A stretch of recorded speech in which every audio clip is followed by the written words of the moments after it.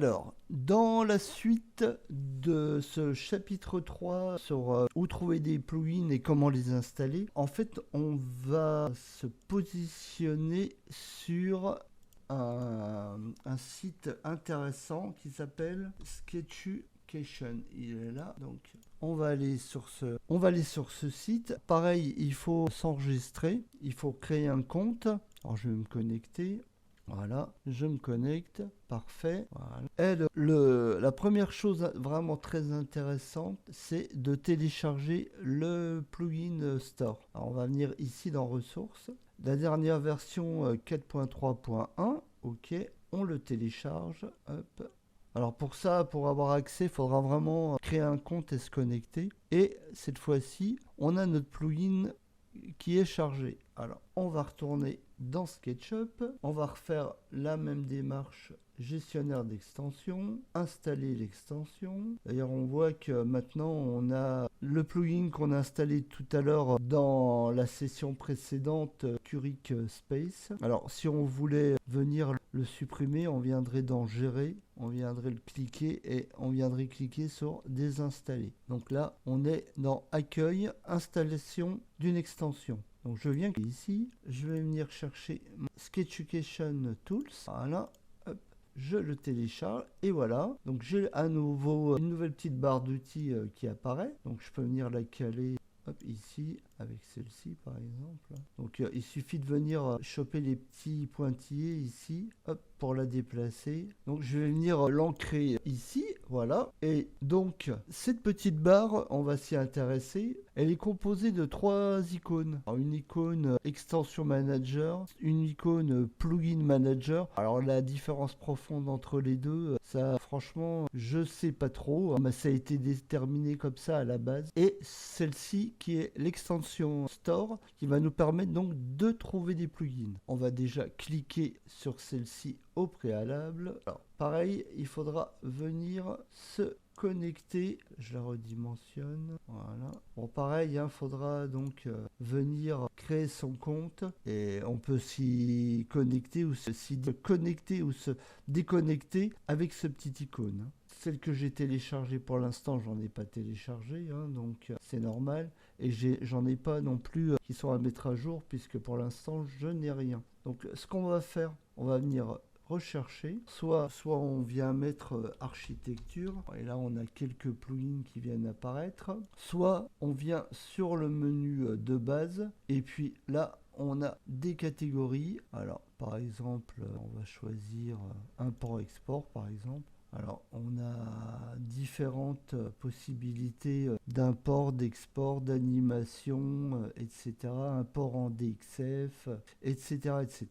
Tout ce qui est un peu lié à l'import et l'export. Alors, si je mets catégorie, j'ai tous les éléments. Si je viens sur récent, alors par téléchargement, on va tomber sur les plus téléchargés. Alors, au niveau des téléchargements, Fredo6 est un des auteurs les plus connus et qui sort le plus de plugins vraiment de qualité. Et libfredo, c'est le plugin dont on a besoin pour faire fonctionner tous les plugins en fait de Fredo6. Donc c'est vraiment le numéro 1 des téléchargements, ça paraît assez logique. Plus téléchargé que extension Storm. Donc les 3/4 des plugins téléchargés, c'est toujours Fredo, ce qui est vraiment beaucoup téléchargé. Donc vous avez les plugins les plus téléchargés, vous aurez les plugins les plus récents. Donc ça peut être Sketch Cuisine, donc après à voir. Alors ensuite vous avez, une fois que vous avez un plugin qui vous intéresse, si vous voulez avoir des informations, il va falloir venir cliquer ici. Et en fait, vous aurez accès directement au plugin sur le site avec sa documentation, si elle existe, des informations sur le plugin et la possibilité de le télécharger. La compatibilité avec les versions, quelques explications, la date de la dernière version, vous aurez quelques images. Donc voilà un petit peu l'esprit de ce plugin. Donc quand on est satisfait, soit on va sur le site et on le télécharge, ou on vient même carrément l'installer d'ici, parce qu'en fait il sera directement installé dans SketchUp sans repasser par le gestionnaire d'extension. Donc c'est relativement intéressant. Alors moi je vais en profiter Pour télécharger un plugin, après, donc, je voulais vous montrer l'utilisation qui est un plugin de gestion de plugin, donc qui est un plugin de Fredo 6. Justement, on va chercher par utilisateur Fredo 6. Donc en fait, on retrouve tous les plugins de Fredo 6. Alors il y a des plugins qui sont gratuits, d'autres qui sont payants. Alors moi, celui qui m'intéresse, c'est Additional Plugin Folder. Alors c'est le seul plugin qui n'a pas besoin de lib Fredo. En fait, Fredo est nécessaire pour tous les plugins de Fredo 6. Donc c'est ça. Si vous installez des plugins de Fredo 6, je dirais la première chose à installer, c'est lib Fredo. Donc moi, ce que je veux, c'est installer Additional Plugin Folder. Voilà, donc je vais venir cliquer ici. Alors là, il me dit que en fait, j'ai des plugins installés où je vous ai montré tout à l'heure, et on n'en a pas parlé tout à l'heure, mais il y a des plugins également qui sont installés dans Programme Data SketchUp. Alors certains fournisseurs de plugins installent leurs plugins ici, V-Ray par exemple. L'outil également et des drivers qui servent à faire fonctionner la souris 3D, la Space Mouse. Également, les plugins sont installés dans ce répertoire. On n'a pas le choix, donc voilà. C'est pour ça qu'il me dit qu'il y a ces deux répertoires de plugins. Moi, je vais choisir celui-ci, qui est vraiment le répertoire et l'endroit où s'installent les plugins de base. Donc, je choisis cet endroit, je valide. Souhaitez-vous installer l'extension? Je dis oui. Là, je revalide encore, et voilà. Donc, logiquement, mon extension doit être installée. Certains plugins n'ont pas d'icône, et c'est le cas, puisque là, en fait, on n'a rien vu apparaître. Et en fait, il va venir s'installer ici. Là, il est là. Dossier supplémentaire pour plugin. On l'utilisera ultérieurement. Pour l'instant, je vais continuer à vous montrer le plugin de Sketchucation. Donc, on a vu l'extension Store. Alors maintenant, on va étudier ce petit icône. Voilà. Alors ce petit icône, il va nous donner la liste en fait de tous les plugins qui sont installés. Donc on a Additional Plugin Folder qu'on vient de télécharger, un gestionnaire de barre d'outils, CurixSpace que j'ai installé tout à l'heure, Enscape, les composants dynamiques, ça c'est un plugin propre à SketchUp, le bac à sable et Trimble Connect, pareil, ces trois plugins sont vraiment propres à SketchUp, et ça vous les avez d'office. Alors par exemple, si je veux mettre de côté CurixSpace, eh bien je vais venir cliquer CurixSpace, je vais cliquer ici et hop, il va passer de l'autre côté dans les plugins Disable, et au prochain redémarrage de SketchUp, en fait CurixSpace ne sera pas chargé. On peut faire l'essai, hein. Pareil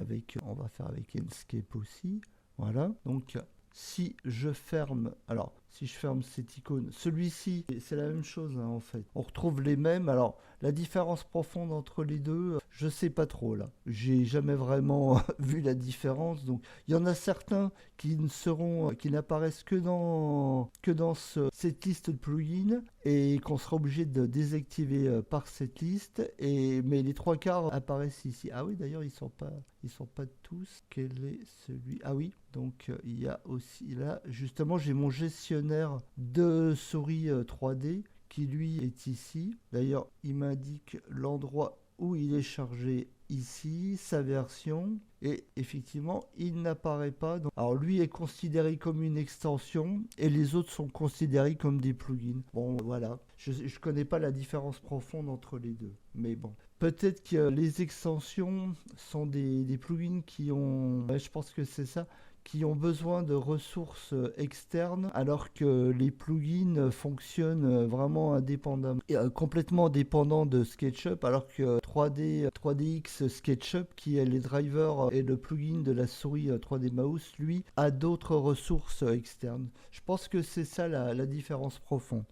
Donc voilà pour cette partie. Ce qu'on peut faire, c'est éventuellement redémarrer. On va faire quitter. Là, je vais pas enregistrer. Hop. Et je vais redémarrer ma version de SketchUp 2022 qui devrait démarrer rapidement puisqu'il n'y a quasiment pas de plugin d'installer. Donc, si je reviens ici, eh bien, je n'ai plus Enscape dans mes plugins chargés, mais ils sont bien disable pour l'instant. Voilà. Donc, si je veux les afficher dans ma barre d'outils, je vais plus retrouver ABC. Inkscape n'est plus là et Curic non plus. Alors, juste pour vous faire voir que SketchUp 2022, plugin, voilà. Ils ne sont plus actifs parce qu'en fait, il y a un petit point d'exclamation qui a été mis et du coup, au démarrage de SketchUp, ils sont plus chargés. Donc c'est le plugin Sketchucation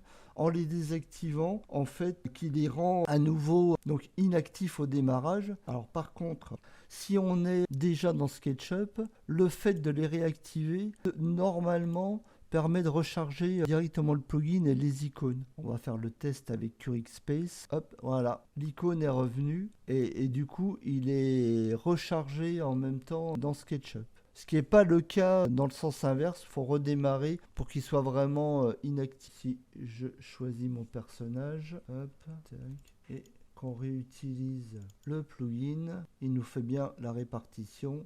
Donc c'est qui fonctionne à nouveau. Voilà donc pour cette partie du plugin Sketchucation que je vous recommande quand même vivement, qui est vraiment très intéressant.